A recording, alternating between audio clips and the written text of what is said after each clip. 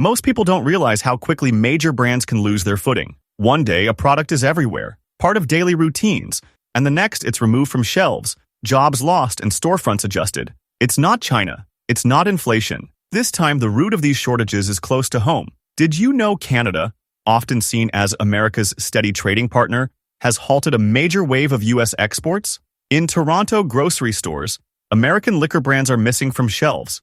At a cafe in Montreal, a barista now offers a Canadiano instead of an Americano. These are not isolated updates.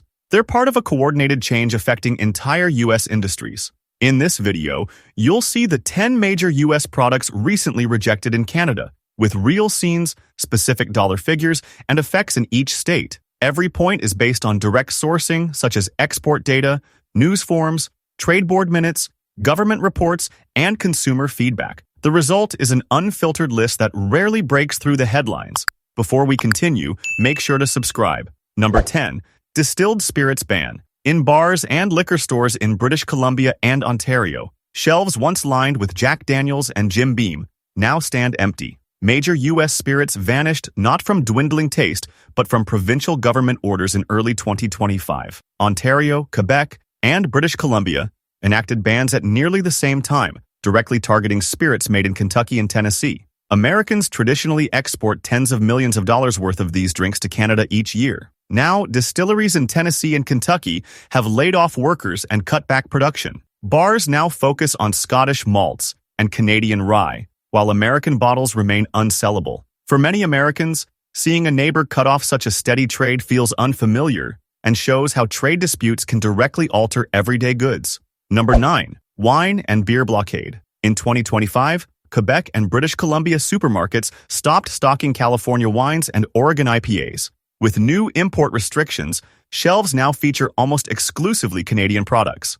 Wineries from Napa and breweries from the Pacific Northwest once sent up to 85% of their international alcohol exports to Canada. In just a few months, that channel disappeared. California vineyards reported layoffs among seasonal staff. Oregon breweries halted production and canceled shipments as they lost their largest buyer. In Canadian stores, the Product of Canada label replaced almost all U.S. labels, with provincial bans arriving before much public backlash. For wine and craft beer towns in the U.S., lost exports mean unsold stock and fewer jobs.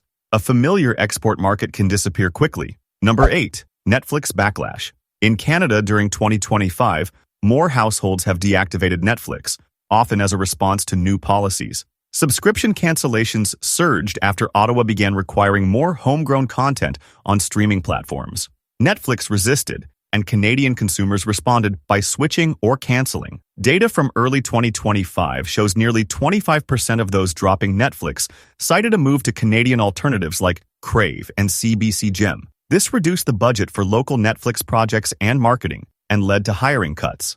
It's a direct market shift. Dollars once spent on Silicon Valley services now circulate inside Canada. The question for American firms is simple. If Netflix can lose its dominant position, how will other digital platforms respond to Canada's new rules? Number 7. Disney Plus drop. Subscriber totals for Disney Plus in Alberta and Nova Scotia shrank by double digits in early 2025. Canadian authorities sought higher investments in local productions and required content quotas. Disney declined, and many Canadians canceled their memberships as prices increased without added value.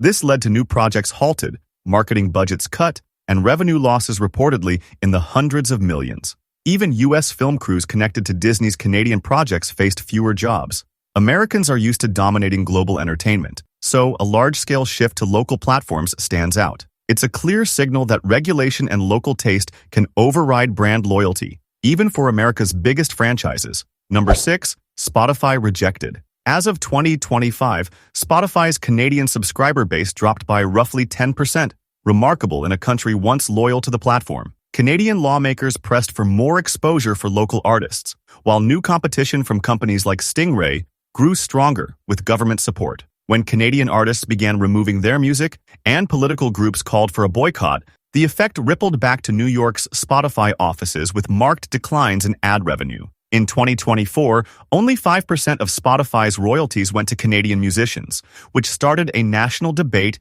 and spurred the current exits.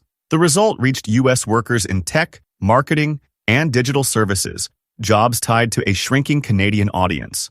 Many who once saw global platforms as default now value local options.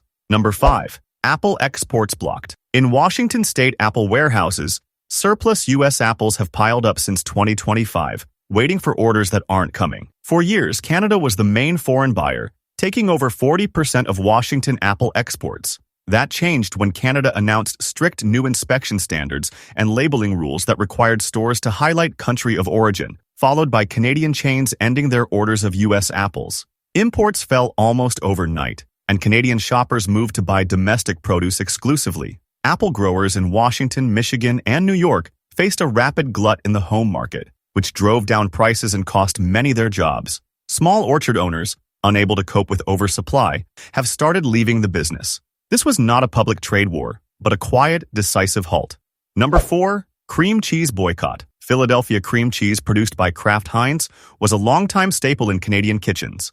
In 2025, grocery chains pulled it from major displays, and in some locations from shelves entirely. New origin labeling requirements and encouragement from local influencer groups led to a sharp drop. Sales fell 18% in the first quarter of 2025. As a result, Pennsylvania dairy facilities scaled back, and distributors in New York and Ohio reported layoffs.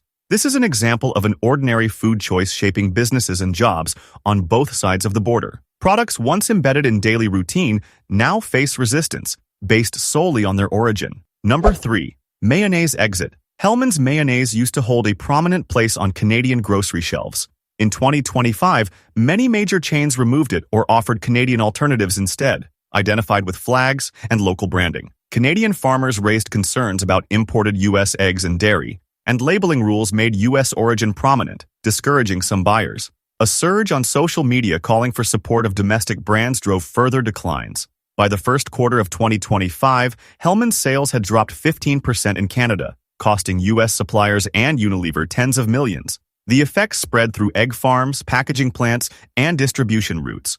U.S. companies built for large markets suddenly face new challenges from local movements. Here the contradiction stands out. Scale and familiarity no longer guarantee acceptance when buying decisions shift to national identity. Number 2. CocaCola slowdown. In 2025, Coca-Cola lost considerable ground in Canadian stores and restaurants. Local beverage makers, helped by government incentives, have replaced Coke in many places. 3 factors drove the trend: public health campaigns about sugar content, aggressive promotion of Canadian soda brands, and online activism linking Coca-Cola to U.S. corporate influence. This led to a 12% drop in Canadian sales in early 2025. Hundreds of millions in revenue lost for the Atlanta-based company. The effects reached U.S. corn syrup suppliers and bottling plants with job cuts and canceled orders. Most American consumers rarely see soda sales as a signal of larger trends, but these numbers show even popular products can lose status over time, without protests or headlines. Number 1. Americano erased. In Canadian cafes by 2025, a coffee order familiar to Americans, the Americano, has been renamed or removed, often replaced by a Canadiano, or a Canadian roasted blend. Below the surface, many coffee shops have also stopped using U.S. imported beans, shifting to beans from Central America, Africa, or Canadian roasters. For coffee exporters in Washington, Oregon, and California, this meant multi-million-dollar losses, closed roasting plants, and renegotiated contracts. Everyday products like coffee can become disputed ground when cross-border relations worsen. Most Americans are surprised to see common drinks subject to such visible changes. It confirms that no product is immune when trade relationships falter. If these shifts surprised you, consider what else might be changing beyond the headlines. Canadian consumers' deliberate choices are growing in influence. For U.S. producers, whether in farming, tech, or retail, the next export at risk may already be on the list. Drop your thoughts in the comments, and don't forget to like and subscribe for more content like this.